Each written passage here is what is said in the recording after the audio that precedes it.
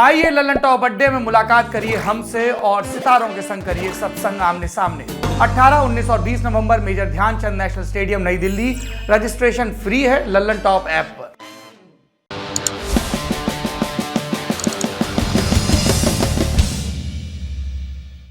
पहली सुर्खी एक बड़ी उपलब्धि से जुड़ी है। आज यानी 18 नवंबर को सुबह 11:30 बजे श्रीहरिकोटा के सतीश धवन स्पेस सेंटर से भारत का पहला निजी रॉकेट विक्रम एस लॉन्च किया गया। इस रॉकेट को हैदराबाद के एक स्टार्टअप स्काईरूट ने बनाया है और इसे भारतीय अंतरिक्ष अनुसंधान संगठन यानी कि इसरो की मदद से लॉन्च किया गया। इस नई शुरुआत को दर्शाने के लिए इस मुहिम का नाम मिशन प्रारंभ रखा गया था। दर्शकों की जानकारी के लिए बता दें कि विक्रम एस रॉकेट का नाम मशहूर भारतीय वैज्ञानिक और इसरो के संस्थापक डॉक्टर विक्रम साराभाई के नाम पर दिया गया है। बीबीसी की रिपोर्ट के मुताबिक विक्रम सीरीज में 3 तरह के रॉकेट्स लॉन्च किए जाने हैं, जिन्हें छोटे आकार के सैटेलाइट्स को ले जाने के मुताबिक विकसित किया गया है। भारतीय स्पेस सेक्टर में निजी भागीदारी और उद्यमिता अब व्यवस्थित रूप से शुरू हो गई है, ये कहा जा सकता है। दूसरी सुर्खी दिल्ली में नगर निगम चुनाव से पहले हो रही आरोप प्रत्यारोप की राजनीति से जुड़ी है। आज बीजेपी प्रवक्ता संबित पात्रा ने प्रेस कॉन्फ्रेंस में एक वीडियो जारी किया, जिसे उन्होंने एक स्टिंग ऑपरेशन बताया। संबित के मुताबिक स्टिंग ऑपरेशन में केजरीवाल के करीबी मुकेश गोयल एक जेई से रिश्वत के रूप में 1 करोड़ मांगते नजर आ रहे हैं। इस दौरान संबित पात्रा ने और क्या कहा, आप सुन लीजिए।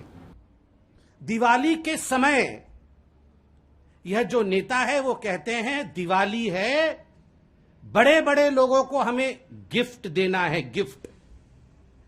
ये आम आदमी पार्टी वाले हैं, कोड लैंग्वेज में भी बात करते हैं।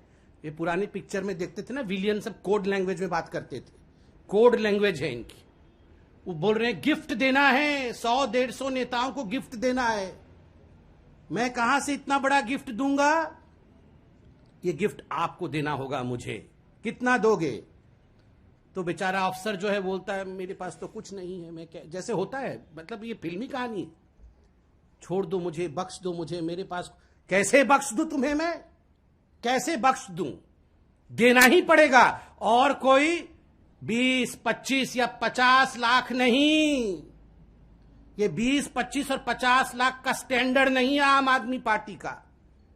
आम आदमी पार्टी इससे बड़ी स्टैंडर्ड की करप्शन करती है। और जब तक मिनिमम, इसमें मिनिमम करप्शन का मिनिमम सपोर्ट प्राइस भी इन्होंने फिक्स किया है कि मिनिमम प्राइस इतना देने से ही आना।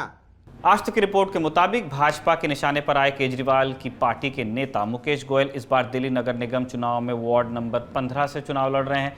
गोयल ने पिछले साल नवंबर में आम आदमी पार्टी ज्वाइन की थी। इससे पहले वो कांग्रेस में थे। बीजेपी का कहना है कि अरुण केजरीवाल मुकेश गोयल की सलाह के बिना एमसीडी के चुनाव को लेकर या एमसीडी की रणनीतियों को लेकर कोई फैसला नहीं लेते। फिलहाल खुद पर लग रहे रिश्वतखोरी के आरोपों पर मुकेश गोयल का क्या कहना है, आप वो भी सुनिए। मुझे अपने बारे में किसी को बताने की आवश्यकता नहीं है। मैं लगभग 35-40 वर्षों से दिल्ली की राजनीति में हूं और 25 वर्ष से मैं नगर निगम के अंदर हूं। मैंने विभिन्न पदों पर भी कार्य किया है। मेरे ऊपर आज तक एक पैसे की उंगली नहीं उठी।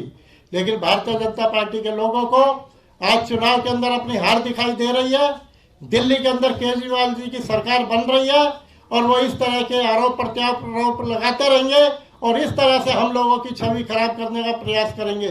मैं आपको ये विश्वास दिलाता हूँ कि दिल्ली की जनता जो इनका 15 साल का भ्रष्टाचार है उनसे तंग आ चुकी है और इसी वजह से ये हम लोगों पे अनाप शनाप आरोप लगाते रहेंगे। और मैं आपको ये भी बताना चाहता हूं कि जो ये फर्जी वीडियो और ऑडियो आज संबित पात्रा जी ने लगभग आधा घंटे तक लच्छेदार भाषण देकर, लच्छेदार ऐसे जैसे वो वहीं बैठे हुए थे जो सारी चर्चाएं हो रही थी, शायद मुझे ऐसा लगता है वो मैं वहीं बैठे हुए थे, वहीं बैठे बैठे सारे उनके सामने स्क्रिप्ट लिखी जा रही थी।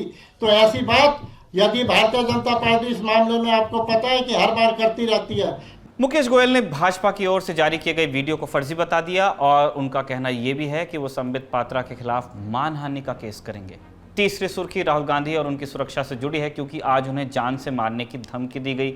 भारत जोड़ो यात्रा के तहत राहुल गांधी फिलवक्त महाराष्ट्र में है। कुछ ही दिनों बाद ये यात्रा मध्य प्रदेश पहुंच जाएगी, लेकिन उससे पहले इंदौर में राहुल गांधी के नाम एक अज्ञात शख्स ने लेटर लिख दिया। यह अज्ञात शख्स लेटर को एक मिठाई की दुकान के बाहर छोड़ गया था। लेटर में राहुल को बम से उड़ाने की धमकी दी गई।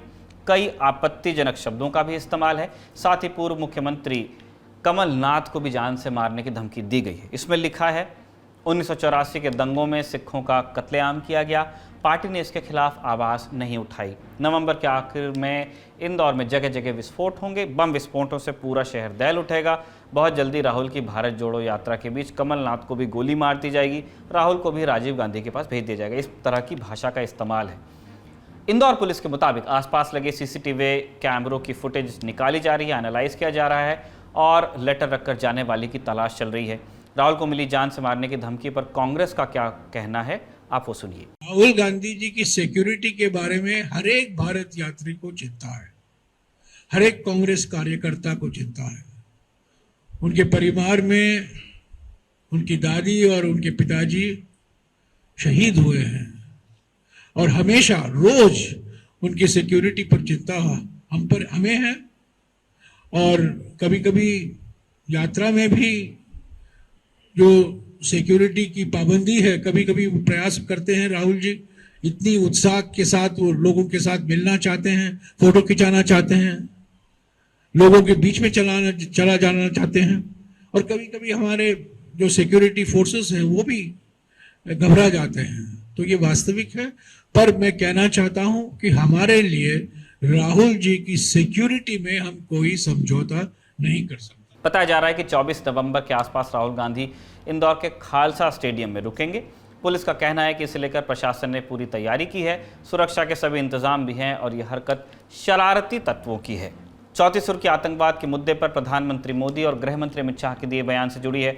आतंकवाद पर लगाम लगाने को लेकर आज 18 नवंबर को दिल्ली में 2 दिवसीय नो मनी फॉर टेरर सम्मेलन शुरू हुआ।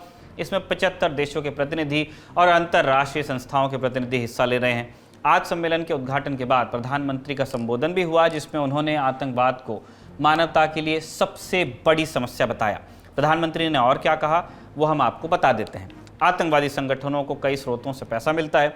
कुछ देश अपनी विदेश नीति के तहत आतंकवाद का समर्थन करते हैं। ये उन्हें राजनीतिक, वैचारिक और वित्तीय सहायता प्रदान करते हैं। अंतर्राष्ट्रीय संगठनों को ये नहीं सोचना चाहिए कि युद्ध नहीं चल रहा तो इसका मतलब शांति है। छद्म युद्ध भी खतरनाक और हिंसक होते हैं। आतंकवाद का समर्थन करने वाले देशों को इसकी कीमत चुकाने के लिए मजबूर किया जाना जरूरी है। आतंकवाद के हर तरह के प्रत्यक्ष और परोक्ष समर्थन के खिलाफ दुनिया को एकजुट होना होगा। नो मनी फॉर टेरर सम्मेलन में गृह मंत्री अमित शाह ने भी हिस्सा लिया था। आतंकवाद के मसले पर शाह ने कहा, इसमें कोई शक नहीं कि आतंकवाद वैश्विक शांति और सुरक्षा के लिए सबसे गंभीर खतरा है, लेकिन मेरा मानना है कि आतंकवाद का वित्त पोषण आतंकवाद से भी ज्यादा खतरनाक है, क्योंकि आतंकवाद के साधन और तरीके इसी तरह से फंडिंग से पोषित होते हैं। अगली सुर्खी सर्वोच्च न्यायालय से है। भारत के मुख्य न्यायाधीश DY चंद्रचूड़ ने फुल कोर्ट मीटिंग में कुछ बड़े फैसले लिए हैं। उन्होंने कहा कि सुप्रीम कोर्ट की हर बेंच अब रोज 10 जमानत याचिकाओं और 10 ट्रांसफर याचिकाओं पर सुनवाई करेगी। CJI चंद्रचूड़ ने बताया कि सुप्रीम कोर्ट में ट्रांसफर पिटीशन के 13,000 मामले पेंडिंग है और लंबित मामलों का जल्द निपटारा करने के लिए यह व्यवस्था अब बनाई जा रही है। अगली सुर्खी आपके डेटा से जुड़ी है, डेटा की सुरक्षा से। इनफैक्ट आज यानी कि 18 नवंबर को डेटा प्रोटेक्शन बिल का एक नया ड्राफ्ट जारी कर दिया भारत सरकार ने। इसके तहत सरकार ने लोगों के निजी डेटा का अवैध इस्तेमाल करने वाली कंपनियों पर पेनल्टी की राशि बढ़ाकर 250 करोड़ रुपए तक कर दी है। इस बिल के बारे में हम 16 नवंबर के शो में विस्तार से चर्चा कर चुके हैं। अगर आप भी अपने डेटा से जुड़े इस बिल को पूरी तरह समझना चाहते हैं, उसके संदर्भ को समझना चाहते हैं, बिल तो हमें भी आज ही मिला, डिस्क्रिप्शन में आपको शो का लिंक मिल जाएगा। आखिरी सुर्खी सुप्रीम कोर्ट से है। सुप्रीम कोर्ट ने आज NIA की उस अर्जी को खारिज कर दिया जिसमें जांच एजेंसी ने भीमा कोरेगांव हिंसा मामले में आरोपी और human rights activist Gautam Navlakha को तड़ोजा जेल से हाउस अरेस्ट करने के आदेश को वापस लेने की मांग की थी। जेल से जाना था, हाउस अरेस्ट वापस लेने की मांग की थी।